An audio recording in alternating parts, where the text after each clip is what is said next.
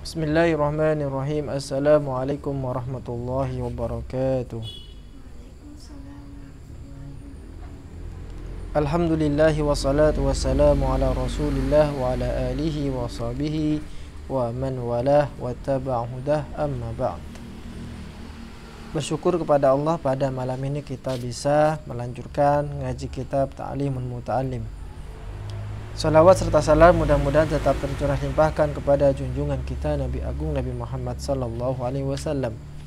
Pada malam ini kita akan melanjutkan kajian Ta'limul Muta'allim, di mana sub pembahasan yang kita bahas yaitu tentang ikhtiyarus syarik, yaitu cara memilih teman.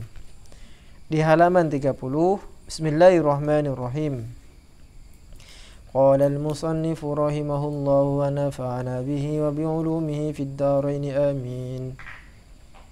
Wa amma ikhtiyaru syariki, lan ana pun utawi milih konco, fayambaghi mongko iku sayukya apa an yakhtara nyinta milih sapa talib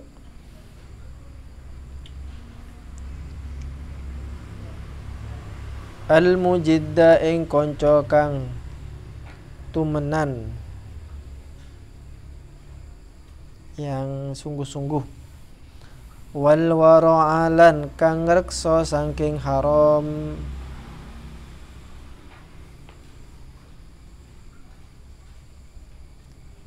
wa sahibat tab'i lan kang duweni watak, al-mustaqimi kang jejak. Waalaikumsalam. Saya jelaskan sedikit demi sedikit. Adapun cara memilih teman, syarikun, syarik, teman, maka yang perlu diperhatikan adalah dia harus memilih teman yang mujid. Yang pertama adalah yang mujid, yaitu teman yang bersungguh-sungguh. Maksudnya bersungguh-sungguh di dalam belajarnya. Sampean pilih teman yang sungguh-sungguh. Karena kalau sampean berteman dengan orang yang malas, maka sampean juga akan ikut malas. Tapi kalau sampean memilih teman yang rajin, insya Allah sampean juga akan termotivasi untuk rajin. Yang kedua, wal wara', menjaga dari hal-hal yang diharamkan. Karena orang yang belajar itu di samping membutuhkan kecerdasan, seperti yang kita katakan kemarin, zakain, juga dibutuhkan pikiran, hati yang bersih dari perkara-perkara haram. Yang bersih dari perkara-perkara haram. Ada seorang seorang alim. Beliau itu seorang sufi, suka ibadah. Itu satu ketika beliau merasa ibadahnya itu tidak nikmat. Tidak nikmat. Akhirnya beliau berpikir, apakah ada barang haram yang masuk ke dalam tubuh saya? Apakah ada barang haram yang masuk ke dalam tubuh saya? Akhirnya kemudian dia ingat-ingat, seumur hidup saya sepertinya tidak pernah makan barang haram. Tidak pernah makan barang haram. Akhirnya kemudian dia tanya kepada ibunya.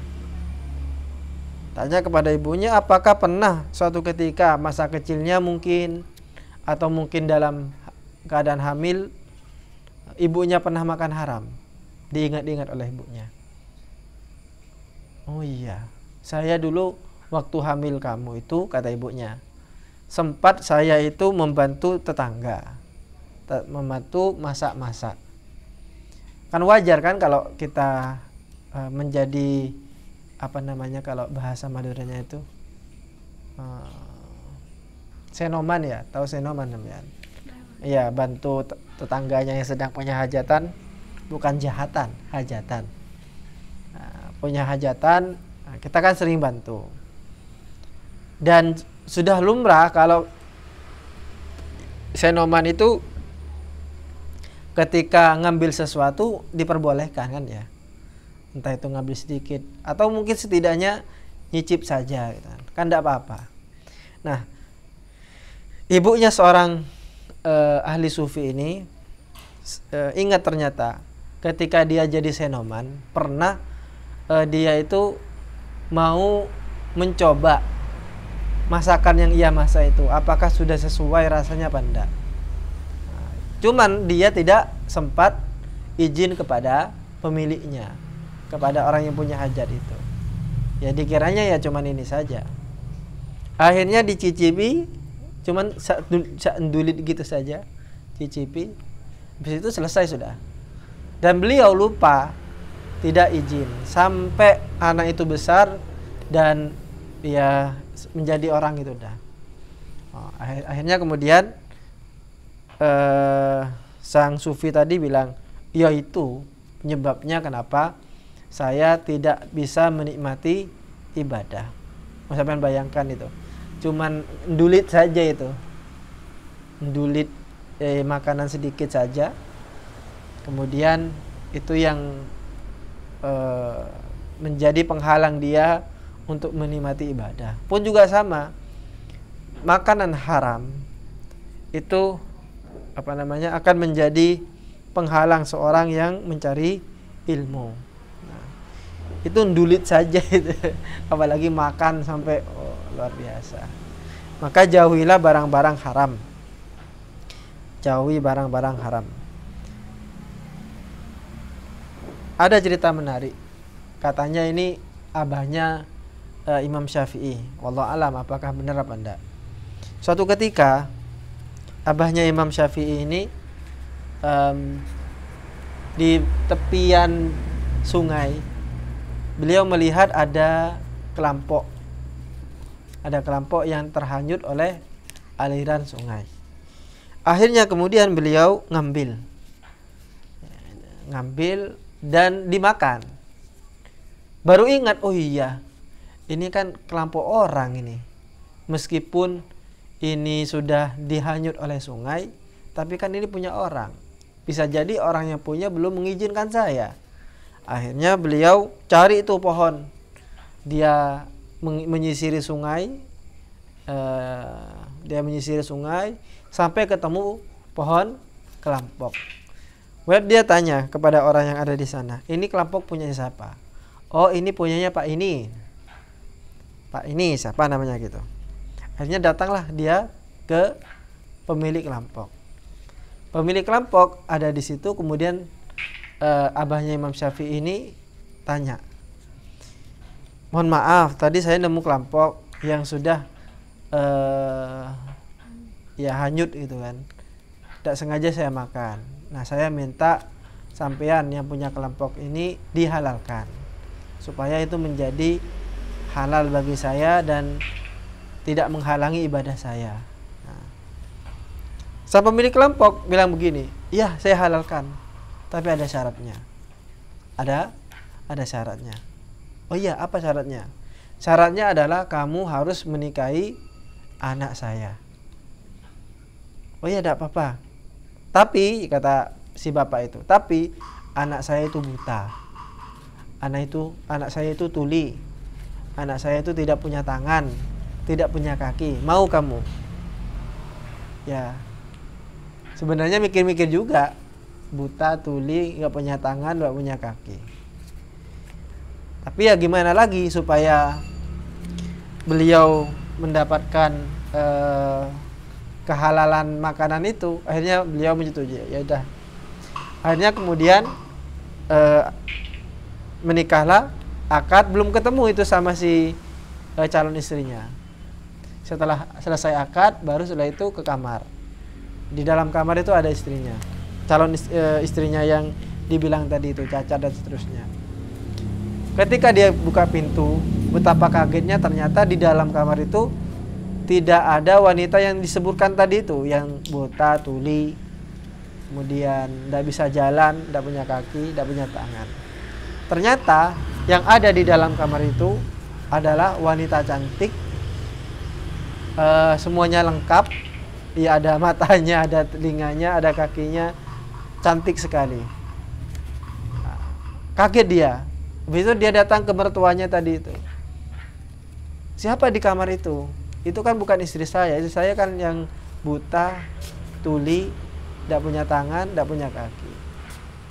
Kemudian apa jawabnya si bapak itu? Ya itu istrimu. Itu istrimu. Duh, katanya tidak punya tangan, tidak punya kaki. Oh ya, maksudnya tidak punya tangan itu maksudnya adalah tangannya tidak pernah digunakan untuk hal yang haram. Tidak punya kaki, kakinya tidak digunakan untuk yang haram. Matanya juga sama, telinga juga sama, dan begitu seterusnya. Artinya apa? Dia benar-benar terjaga. Nah, lihat bagaimana bonus yang didapatkan dari kejujuran abahnya Imam Syafi'i ini. Ini menurut riwayat itu adalah abahnya, wallahu alam. Tapi yang jelas dari cerita yang kita sebutkan tadi, bagaimana usaha ulama dulu di dalam menjaga makanannya. Jangan sampai makanannya itu bercampur dengan barang-barang haram. Dan saya kira sampai sudah tahu barang-barang haram itu. Baik itu satu misal karena zatnya sendiri. Satu misal makan daging babi, haram itu. Daging babi haram. Meskipun sampean mau dicuci 7 kali dan salah satunya pakai debu, tidak akan bisa. Tidak akan bisa menyucikan daging babi. Atau mungkin barangnya halal, tapi cara memperolehnya dengan cara haram. Juga sama, nasi halal, tapi didapatkan dengan, mohon maaf, mencuri atau misal, atau ghasab, atau merampok, maka itu haram. Nah, itu apabila menjadi makanan, menjadi daging, maka itu akan menghalangi ilmu-ilmu yang dipelajarinya. Dan yang ketiga, wasahibat tab'il mustaqim. Harus memilih teman yang mempunyai watak yang lurus. Jangan nyari teman yang wataknya melenceng-melenceng. Dan yang terakhir, wal mutafahim, yaitu yang saling memahami, saling mengerti. Ini penting. Karena terkadang kita salah memilih teman. Kita milih teman yang tidak mau dipaham-pahami. Kardiman, karep tibi man menyaman ya. Ayo kita ini kebersihan, bersih-bersih. Tidak mau dia, tidak. Ayo kita jamaah, tidak. Cari yang sepemahaman. Inilah 4 kriteria di dalam mencari teman. Yang pertama adalah yang berusaha sungguh-sungguh. Yang kedua wara'. Yang ketiga mempunyai watak yang lurus. Dan yang keempat adalah saling memahami. Itu saja yang bisa kita bahas pada malam ini, singkat, dan mudah-mudahan yang singkat ini bisa mengantarkan kita kepada ilmu yang bermanfaat. Amin ya rabbal alamin. Ihdinas siratal mustaqim. Wassalamualaikum warahmatullahi wabarakatuh.